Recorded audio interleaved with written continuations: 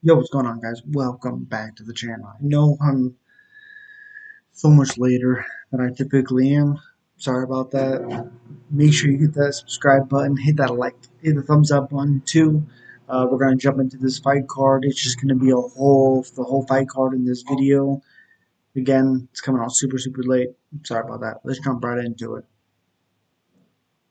First, we got Aaron Bleachfield versus JJ Aldridge. Um, I really like Aaron Blanchfield, something like that. She looked really good in her last fight. Pretty sure it was against Maverick, right? Guess it's not gonna come up. Yeah, pretty sure she out wrestled her. Her wrestling game, ground game was really good. Yep, she beat her by decision.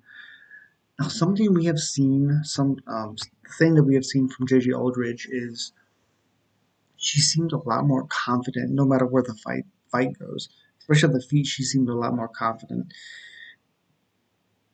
And I do think Blanchfield will get takedowns and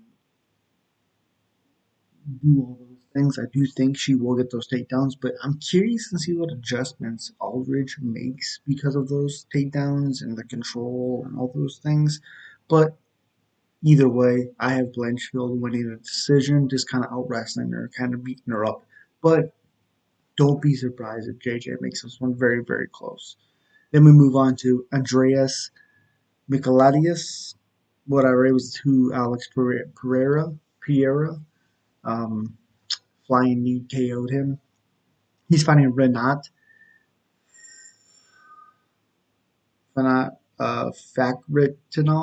Fakritinov. Nope. Not gonna know what that is. Andre Michelidis, whatever. It's 13 wins, 5 losses. Renat is 20 wins, 2 losses. He's the minus 270 favorite, as he should be. Same height. They have no reach, of course, but Andreas has 75-inch reach. I think Renat is going to go in there and he's really going to put the pace and put the pressure on Andreas, and I think he gets a finish pretty quickly. Then you move on to Jeff Molina versus Zalgas Zumagulov. He's looked really bad as late Zalgalis, whatever you say that name, however you do. He looked really bad as of late. Jeff Molina, very fast, quick, um, has some pretty good power for a flyweight as well. 10 wins, 2 losses, 14-6 for Zalgas. I don't know how to pronounce that. I have Jeff Molina. I think he's going to be a little quicker. Uh, he's very good move footwork as well. Jeff Molina probably by finish later. I don't know about a submission, but I think his striking can cause a lot of problems. Zugamalov, he has really good takedowns, um, but he has a lot of holes as well. Then you move on to Tony Gravely versus Johnny Muniz Jr. Tony Gravely, I think, is really fun. He mixes up his strikes to his wrestling, to that pressure, that control very well. He did get finished in his last fight, or maybe 2 fights ago. Um, 2 fights ago, yep. Um, and Johnny Muniz lost also to Nate Maness, but then won against Jamie Simmons, rear naked choke. And Jamie Simmons is Jamie Simmons, or whatever. 11 wins, 1 loss, 22-7 for Tony Gravely. Plus, basically a pick 'em fight. 5'9" with 71-inch reach for Munoz, 5'5" for 69-inch reach for Gravely. I have Tony Gravely. Again, I think his control, I think his striking ability to just mix it up. I do think if Munoz gets the back of Gravely, it can cause a lot of problems. He's really good at rear naked choke, but either way, I have Tony Gravely by decision. Probably will be a pretty close one, though. Then we move on to Benoit Denise versus Nicholas Stoltz. He got KO'd, I'm pretty sure, by Jared Gooden. And we seen an absolute beating. and Benoit Saint Denis, however you say that. Showed how tough he was. Showed that he could take a beating. I have him winning this fight. I think he wins it by decision. I think that he's gonna come in this fight a lot better pressure, a lot better striking. Not willing to just in the style of Stoltz. Isn't the same as the guy that Benoit lost to. It's a little bit more of a grinding type style. So then this by decision. Damon Jackson versus Daniel Archuleta. I'm not really for sure why he's getting these weird matchups. I like Damon Jackson. He mixes up stuff so well. 20 wins, 4 losses, and 1 draw. Daniel Archuleta, 8 wins, 0 losses. Damon Jackson, probably by submission, but I think if anything, if it doesn't get that submission, I think it'll be crazy back and forth fight. But Damon Jackson's gonna come out on top. Then you go to Joe Slekky versus Alex De Sable. We've seen Alex De Silva in his last fight. Oh man, who was it against? Yeah, he had lost it. Come on, Brad Riddell beat Vargas, lost to Yakovlev 3 years ago. It's been a year, almost 2 years since he's fought. Wow. Joe Selecki just lost his last one against Jared Gordon by split decision. I like Joe Selecki. He's very smart. He'll go for submissions. Again, it's another guy that mixes up his striking to his wrestling control and stuff very well. And I just think that pressure and all the things that he's going to try to do, I think that's what's going to win him this fight. Then we move on to Felice Herring versus Karolina Kolovitz. Kolakiewicz. I think that's how you say it, something like that. 12 wins, 7 losses for Karolina. Felice Herring, 14 wins, 9 losses. I really like Karolina. She's fallen on some really hard times. I think she lost 4 or 5 in a row. I think 4 in a row. I like Karolina, especially if she's motivated. And this is a very good fight. I have Carolina by decision, but Felice Herring is no joke. So yeah.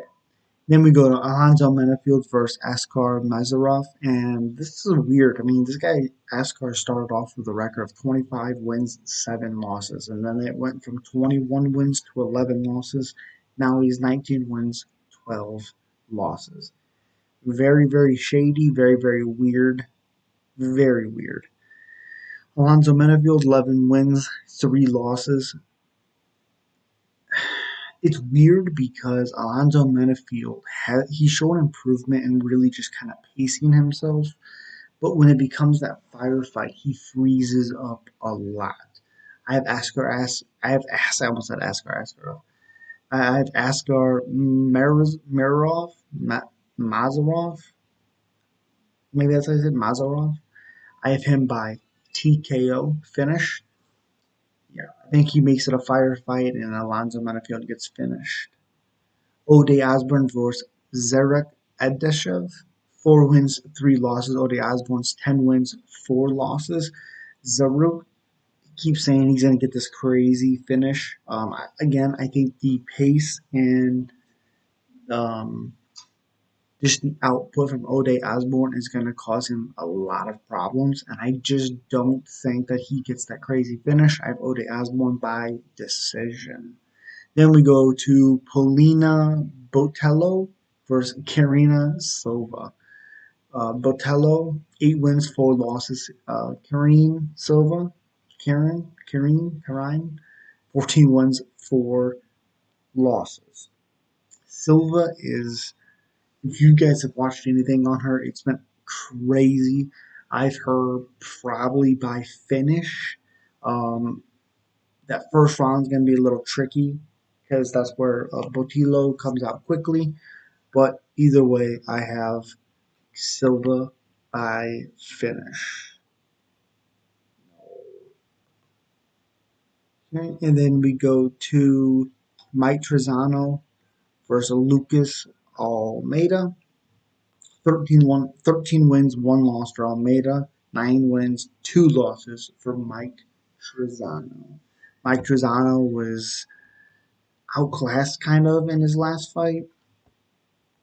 Um, he lost his first fight by, or his first loss was Grant Dawson by rear naked choke. His last one he lost against Hakeem Dawodu in a fight that Hakeem thought he really, really needed. I didn't think it was that crazy, but he is a minus 225 favorite, 5'11 with a 71-inch reach.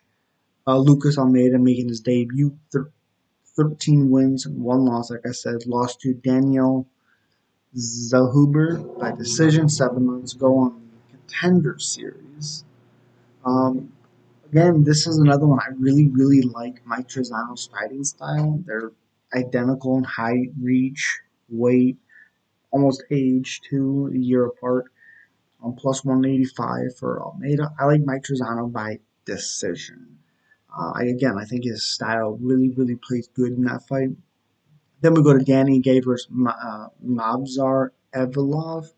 Mavzar Evilov is a monster. He's very, very, very good. We've seen Danny Ige struggle in big, big fights. People who put the pressure on him and don't let him go first. We've seen some big losses by Danny Ige in that situation, in those situations. And I think this is another one. I like Evilov in this fight. I think he's saying he wants to get a finish. So he wants to be the first one to finish Dan Ige. I'm not for sure if he's gonna be able to get that finish. Ige's good on his defense. Cater couldn't get him out of there. Emmett couldn't get him out of there even when he hurt him. I have Evilov by decision. Then we go to Alexander Volkov versus Jairzinho Rozenstruik. 12 wins, 3 losses for Rozenstruik. 34 wins, 10 losses for Volkov. Volkov saying he wants to strike and do all those things with Rozenstruik. Volkov saying he knows he needs to go out there and he needs to fight. The only way I think Volkov wins this fight is if he stays glued to Rozenstruik. Even if it's a boring fight, I just think the only way he has a chance, especially if he's going to try to strike with him, is keep it close. Keep him glued close, chest to chest, dirty boxing, get him to the ground, beating him up from there. God dang it, nose issues. But I like Rozenstruik. I like his striking, but the problem is sometimes he freezes and he loses fights waiting for that perfect strike. Um, so I think Volkov may win it just because Rozenstruik's going to be waiting, waiting, waiting. I think he's going to run out of time. I want Rozenstruik to win this, but I do think Alexander Volkov will win this fight, even though I don't know how he's in the main event. He just lost his last one very quickly against Tom Aspinall, but I guess whatever. Alexander Volkov, Romanov, Alexander Volkov, your winner by decision. But again, as always, please hit the subscribe button. You get on here. Hit the thumbs up button as hard as you possibly can. And you guys know what it is.